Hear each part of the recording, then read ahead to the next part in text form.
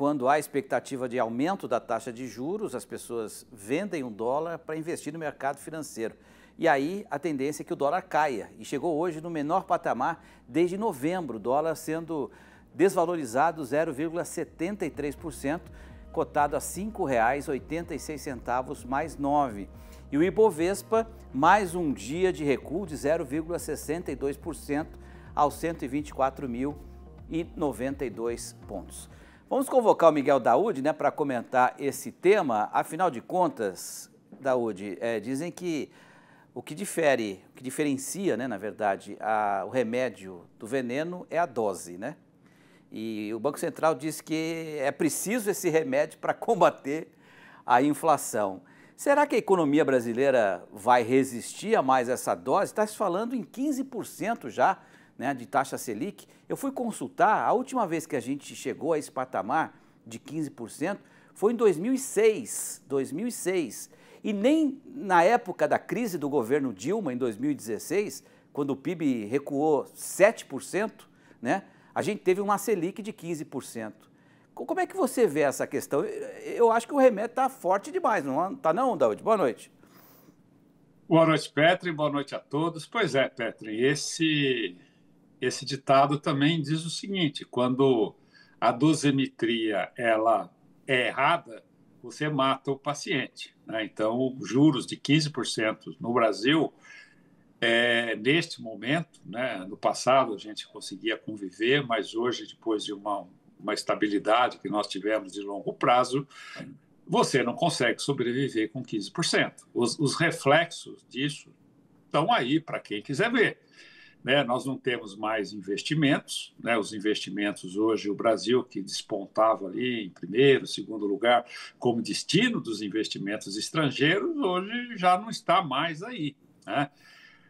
Você percebe que os recursos existentes no país praticamente são destinados a financiar a dívida do governo, porque você ter uma rentabilidade de 15% não é qualquer país do mundo, né, que tem isso. Acho que nem a agiota em determinados países cobram essa taxa. Então, o governo, Petri, o governo Lula especificamente, né, que hoje ele tem 4 membros do comitê, né, de política monetária, que é composto por 9 membros. Bolsonaro tem 3, né, tem um do Temer e um da Dilma. Né? O Bolsonaro, na gestão passada, o Lula, na gestão passada, insistiu para que a taxa de juros fosse cortada a qualquer custo, e agora vamos ver.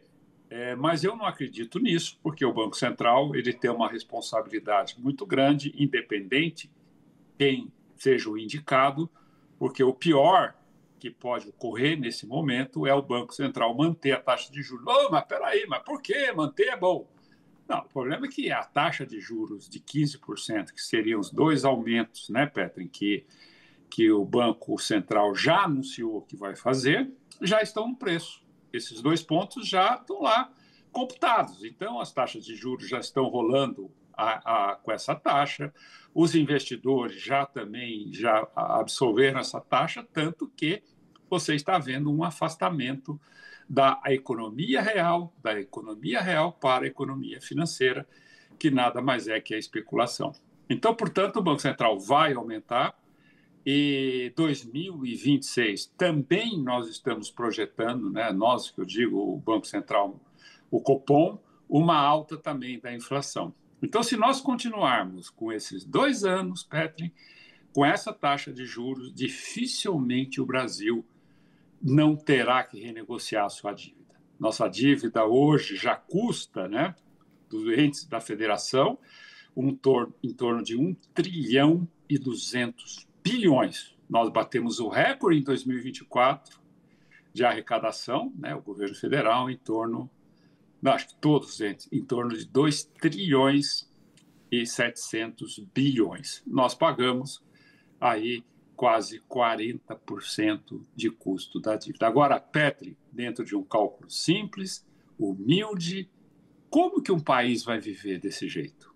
O que vai investir?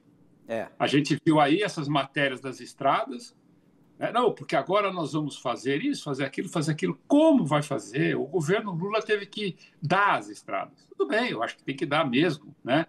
Porque essas rotas que ele vai aí, que ele privatizou, fez a concessão, são rotas importantes para a única atividade no Brasil que tem rentabilidade, que é o agronegócio. Então, as empresas pegaram, vão lá fazer a estrada e vão já de cara colocar um pedágio, que vai aumentar o custo da produção agropecuária, com pedágio, que isso é normal, não tem problema nenhum. Mas você percebe que, num passado recente, quando a taxa de juros subiu, Petro, o Mato Grosso, várias estradas que foram concedidas foram devolvidas. Perfeito. Então é isso, esse é o problema da taxa de juros.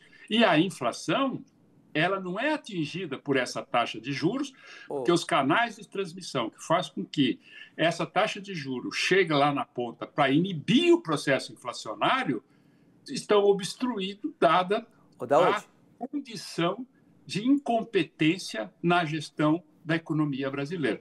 Então está aí a situação. Eu não estou aqui querendo ser o cavaleiro do apocalipse, mas qualquer pessoa de bom senso entende que um país que arrecada 2 trilhões e 700 bilhões e paga 1 trilhão e 200 bilhões de custo de dívida, como é que vai sobreviver? Daúde, amanhã... Nem o Mandrake resolveria. Amanhã, certamente, a gente vai aqui anunciar, provavelmente, esse aumento da taxa Selic. A gente vai ter o seu comentário. Eu já queria antecipar a pergunta que eu vou fazer para você. É óbvio que quem tem dinheiro guardado, né, não vai investir num investimento no agro, qualquer outro investimento, vai montar uma padaria, ele vai investir no mercado financeiro porque vai ganhar, né, de forma segura, sem correr risco. Aí a pergunta que eu vou te fazer amanhã, se você se prepare nessa resposta aí, que tipo de impactos isso tem na economia a curto, a médio e a longo prazo? Tá bom, Daúde?